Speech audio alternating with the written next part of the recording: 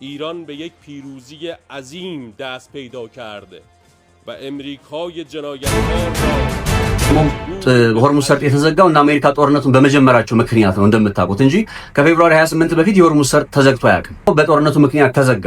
ከዛ ኢራን ምን አለች? እናንተ ጦርነቱን የምታቆሙ ከሆነ የሆርሙዝ ሰርጥን እከፍታለሁ አለች። በተግባር ወይም በተጨባጭ ምን ሆነ? እና አሜሪካ ጦርነቱን ሲያቆሙ ወይም ተኩስ አቁም እናከናውናለን ሲሉ የሆርሙዝ ሰርጥ ተከፈተ።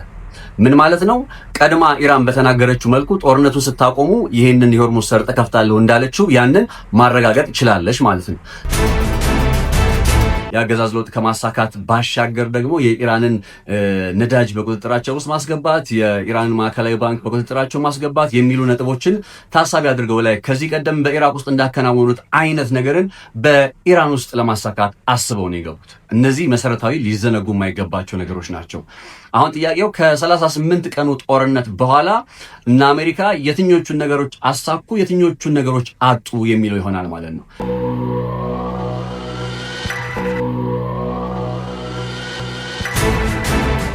የኢራንና የእስራኤል እንዲሁም የአሜሪካን ጦርነት ያው ስንከታተል ለነበርን ሰዎች ትላንት ማታ እረፍት ወይም ሰላም ሊባል የሚችል አይነት መረጃን ሰምተናል።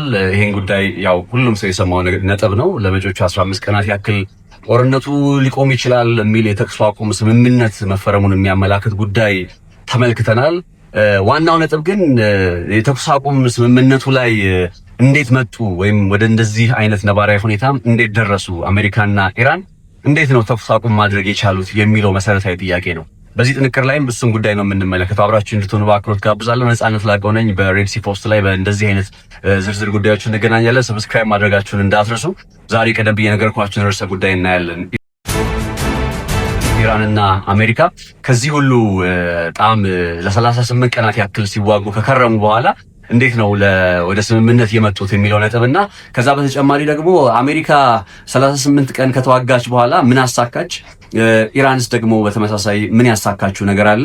ከዚህ አንፃር ስትራቴጂካዊ ቪክትሪ ወይም ስትራቴጂካዊ ድልን ማን ተቀዳጅቷል ሊባል ይችላል የሚለውን ሐሳብም እናነሳለን። ስቴፕ ባይ ስቴፕ ነገሩን እንመልከተው። የኢራንና የእስራኤል እንዲሁም የአሜሪካ ጦርነት በፌብሩዋሪ 28 2026 እንደ አውሮፓውያን አቆጣጠር ከ38 ቀናት በፊት ሲጀመር ጦርነት የተጀመረው እስራኤልና አሜሪካ በኢራን ላይ ጥቃት በመሰንዘራቸው ነው። ይሄ ሊካድ የማይገባው ሀቅ ነው። የነ ሆርሙዝ ሰርጥም የተዘጋው በእንደዚህ አይነት ነባሪያ ሁኔታ ነው እንጂ ከዛ ጦርነት በፊት ከፌብሩዋሪ 28 በፊት በነበረው ጊዜ የሆርሙዝ ሰርጥ ክፍት ነበር። ሁሉም እንደፈቀደው የሚመላለስበት አይነት ወሽመጥ ወይም ደግሞ ሰርጥ ነበረ። የሆርሙዝ ሰርጥ የተዘጋው ይህ ጦርነት ከተጀመረ በኋላ ነው። ይህ ጦርነት ከተጀመረ በኋላ እንግዲህ ሁለቱም አካላት ፍላጎታችንን ያስጠብቁልናል፣ ስትራቴጂካዊ ድልን ሊያስገኙልን ይችላሉ የሚለውን ነገር እንዲጎናጸፉ በቻሉት መንገድ ሁሉ ሲጠቀሙ፣ ጥቃት ሲሰነዝሩ፣ እርስ በርስ ያው እንግዲህ የምናውቀውን አይነት ጉዳት ሲከተል ሲዘገብ ቆይቷል።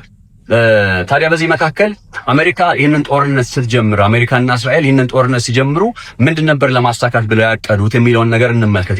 ቀደም ብዬ እንዳልኳችሁ ዶናልድ ትራምፕ ወደ ኢራን ውስጥ ሲገቡ ማሳካት ከፈለጓቸው ጉዳዮች መካከል የኢራንን 60 ከመቶ የበለጸገ ወደ ከ400 እስከ 500 ኪሎ ግራም ድረስ የሚጠጋ ዩራኒየም በቁጥጥራቸው ውስጥ ማስገባት አንደኛው ይሄ ነው። ሁለተኛው ጉዳይ ደግሞ የኢራን ከዚህ በኋላ ምንም አይነት የኒውክሊየር ፕሮግራም መርሃ ግብር እንዳይኖራት ማረጋገጥ የሚለውን ነጥብ በተደጋጋሚ ያነሳሉ። ከነዚህ ጉዳዮች በተጨማሪ ሌላውና መሰረታዊው እንግዲህ ነገር የአገዛዝ ለውጥ በኢራን ውስጥ ማሳካት የሚለውን ነጥብም እንደሆነ ይታወቃል።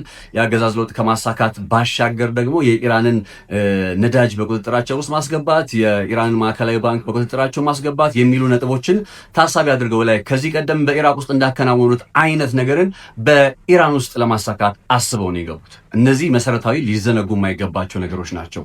አሁን ጥያቄው ከ38 ቀኑ ጦርነት በኋላ እና አሜሪካ የትኞቹን ነገሮች አሳኩ፣ የትኞቹን ነገሮች አጡ የሚለው ይሆናል ማለት ነው። ከዚህ ጋር በተያያዘ እንግዲህ በድርድር ወይም የተኩስ አቁም ስምምነቱን በተመለከተ ፓኪስታን የ10 ነጥቦችን የያዘ በኢራን በኩል የቀረበ ፕሮፖዛልን ለአሜሪካ አስገብታ እንደነበረ የሚታወቅ ሲሆን የአሜሪካው ፕሬዝዳንት ዶናልድ ትራምፕም በነጩ ቤተ መንግስት በኩል በይፋ በተሰጠ መግለጫ ላይ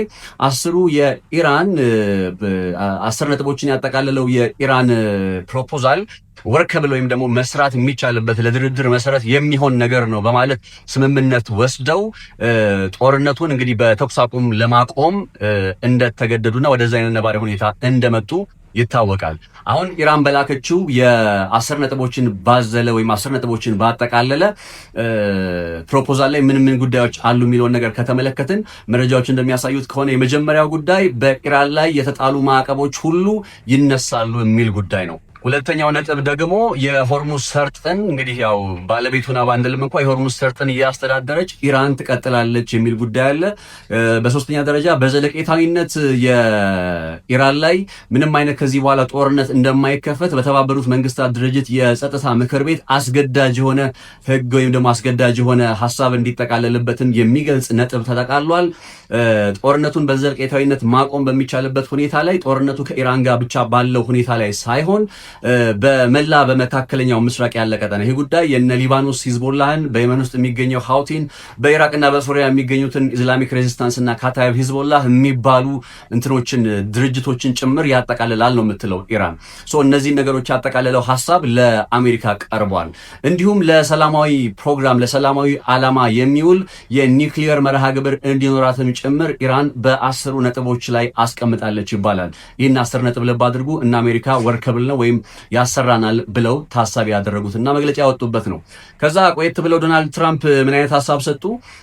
በዚህ በምስሉ ላይ እንደምትመለከቱት ቀደም ብሎ አሜሪካ 15 ነጥቦችን ያጠቃለለ ፕሮፖዛል ለኢራን አስገብታ እንደነበር አይዘነጋም። ከ2 ሳምንታት በፊት ያንን ለኢራን አስገብተው የነበረውን ፕሮፖዛል ታሳቢ በማድረግ ቀድሞ በፕሮፖዛላችን ላይ ካስቀመጥናቸው ጉዳዮች ውስጥ በርከት የሚሉቱ በዚህ አሁን ኢራን በላከችው ፕሮፖዛል ላይ ተደራሽ ስለሆኑ ለዛ ነው ወደ ስምምነቱ የመጣ ነው የሚል ሐሳብን የገለጹት እንግዲህ ዶናልድ ትራምፕ።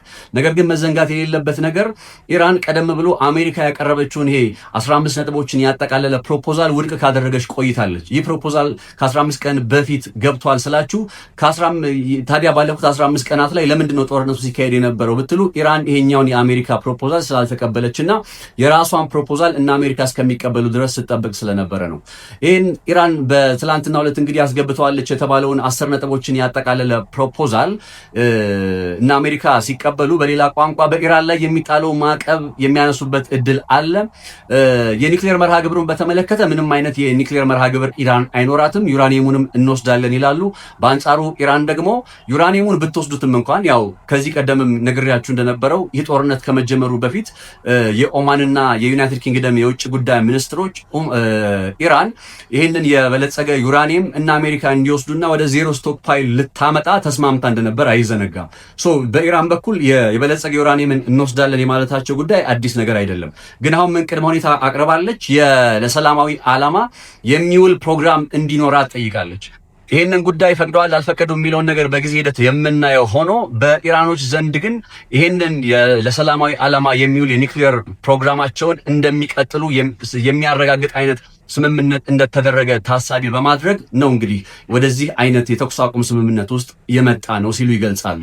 አሁን አሜሪካ በኢራን ላይ የሚጥሉትን ማዕቀብ የሚያነሱ ከሆነ የሚሳኤሎቹስ ጉዳይ የባላስቲክ ሚሳኤሎቹስ ጉዳይ የሚለውን ነገር ከተመለከታችሁ ኢራን በባላስቲክ ሚሳኤሎቹና በክሩዝ ሚሳኤሎቹ ጉዳይ ላይ እነዚህን ለሀገሬ ብሔራዊ ደህንነት የሚያስፈልጉ ጉዳዮች ስለሆኑ ምናልባት በእነዚህ ነጥቦች ላይ የምደራደርበት አይነት ሁኔታ አይኖርም የሚል ድምፅን ታሰማለች። ቢኮዝ ይሄ ከ1985 እንደ አውሮፓውያን አቆጣጠር ጀምሮ እያበለጸጉት የመጣሁት የራሴ እውቀት የራሴ ጥበብ ነው። አንድ ሀገር ደግሞ የእውቀቷን ጥበቧን በምንም አይነት መልኩ አትጠቀም ሊባል ስለማይችል በዚህ ሁኔታ ላይ የሀገርን ብሔራዊ ጥቅም የሀገርን ብሔራዊ ደህንነት በሚያስጠብቅና በሚያስከብር ጉዳይ ላይ አትከራከሩ ወይም ደግሞ ቅድመ ሁኔታ አታምጡ የሚል ነጥብን ታነሳለች። ስለዚህ ከቀደም ብዬ ካልኳችሁ ነጥቦች አንጻር የባላስቲክ ሚሳኤሎቹ ጉዳይና የኒውክሊየር ፕሮግራሞቹ ጉዳይ አሁንም ትንሽ ጊዜ የሚፈልጉና በቀጣይ በሚኖሩ ድርድሮች ላይ ታሳቢ የሚደረጉ ጉዳዮች እንደሆኑ ሊታወቅ ይገባል ማለት ነው። ቀደም ብዬ ያልኳችሁ ግን አሜሪካ ይህንን ጦርነት ከጀመረች በኋላ ምን አሳካች የሚለውን ነገር እንመልከቱ። አሁን ኢራን ማዕቀብ ማስነሳት የምትችልበት ሁኔታ አረጋግጣለች። የሆርሙዝ ሰርጥን ራሷ እያስተዳደረች የምትቀጥልበትም እንደሚሆን ጭምር ተረጋግጧል ወይም ተገልጿል።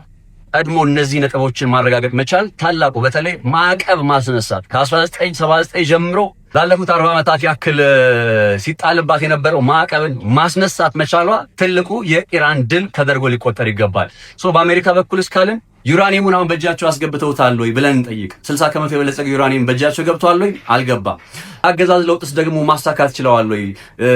በኢራን ውስጥ የአገዛዝ ለውጥ ተከናውኗል ወይ ካላችሁ እንግዲህ እነ ዶናልድ ትራምፕ እና አያቶላህን በመግደላቸው ምክንያት በእርግጥም የአገዛዝ ለውጥን አከናውነናል ይላሉ። ነገር ግን የአገዛዝ ለውጥ ተከናወነ ብለን መግለጽ የምንችለው አያቶላህ ሲያስተዳድሯት የነበረችው ኢራን በሌላ መንግስታዊ ስርዓት ወይ መንግስታዊ አስተዳደር ብትዋቀርና አዲስ መንግስታዊ ስርዓት በቴህራን ውስጥ ቢመጣ ነው ኖሮ ነበር። እንደምታውቁት እና አያቶላህ ቢገደሉም እና ሌሎችም ከፍተኛ በርካታ የኢራን ባለስልጣናት ቢገደሉም በኢራን ውስጥ ግን ይሄው አገዛዝ አሁንም እንደቀጠለ ነው። ቴዎክራት የሚባለው የእነ አያቶላህ አመራር ማለት ነው። አያቶላህ አሊ ካሚኒ ተገደሉ፣ ልጃቸው አያቶላህ ሙጅተባ ካሚኒ በኢራን ቀጠለ። ነባራዊ ሁኔታ ይሄ ነው። ይሄ አዲስ የአገዛዝ ለውጥ ተከናውኗል ብሎ ለመግለጽ የሚያስደፍር አይነት ነባራዊ ሁኔታ አይደለም። ስለዚህ የአገዛዝ ለውጥንስ በኢራን ውስጥ አከናውነዋል ከተባለ በተለይ ከዚህ ቀደም የአገዛዝ ለውጥ ካከናወኑባቸው ሀገራት ልምድና ተሞክሮ አንጻር ካየነው የአገዛዝ ለውጥ በኢራን ውስጥ አላሳኩም። ምን ማለት ነው? እና አሜሪካ ከዚህ ነጥብም አንጻር የአገዛዝ ለውጥ አሳክተናል ብለው መናገር የሚችሉበት ድፍረትን አግኝተው ቢናገሩም እንኳን ከተፈተሸና በተግባር ከታየ ግን በኢራን ውስጥ የአገዛዝ ለውጥን አላከናወኑም። አሁን ከነገርኳችሁ ነጥቦች አንጻር ኢራን ካሳካቻቸው ማዕቀብ በማስነሳት ረገድ ካሳካችሁ ስኬት አንጻር እና አሜሪካ ኒውክሌርን እንፈልጋለን ወይም ኒውክሌርን በእጃችን እናስገባለን፣ ነዳጅ በእጃችን እናስገባለን፣ ማዕከላዊ ባንኩን በእጃችን እናስገባለን ላይ ኢራቅ ውስጥ እንዳከናወኑት የአገዛዝ ለውጥን እናከናውናለን ብለው ይህንን ጦርነት ከመጀመራቸው አንጻር ማነው ስትራቴጂካዊ ፍላጎቱን ያስከበረው? ማነው ስትራቴጂካዊ ጥቅሙን ያረጋገጠው የሚለውን ጥያቄ መልስ ለእናንተ ልተውላችሁ። መርሳት የሌለብን ግን ኢራን የሆርሙዝ ሰርጥን እያስተዳደረች የምትቀጥለው እሷ መሆኑን አረጋግጣለች። ሆርሙዝ ሰርጥ የተዘጋው እና አሜሪካ ጦርነቱን በመጀመራቸው ምክንያት ነው እንደምታውቁት እንጂ ከፌብሩዋሪ 28 በፊት የሆርሙዝ ሰርጥ ተዘግቶ አያውቅም። የሆርሙዝ ሰርጥ ተዘግቶ አያውቅም ስንል ደግሞ በጦርነቱ ምክንያት ተዘጋ። ከዛ ኢራን ምን አለች? እናንተ ጦርነቱን የምታቆሙ ከሆነ የሆርሙዝ ሰርጥን እከፍታለሁ አለች። በተግባር ወይም በተጨባጭ ምን ሆነ? እና አሜሪካ ጦርነቱን ሲያቆሙ ወይም ተኩስ አቁም እናከናውናለን ሲሉ የሆርሙዝ ሰርጥ ተከፈተ። ምን ማለት ነው? ቀድማ ኢራን በተናገረችው መልኩ ጦርነቱ ስታቆሙ ይሄንን የሆርሙዝ ሰርጥ ከፍታለሁ እንዳለችው ያንን ማረጋገጥ ይችላለች ማለት ነው።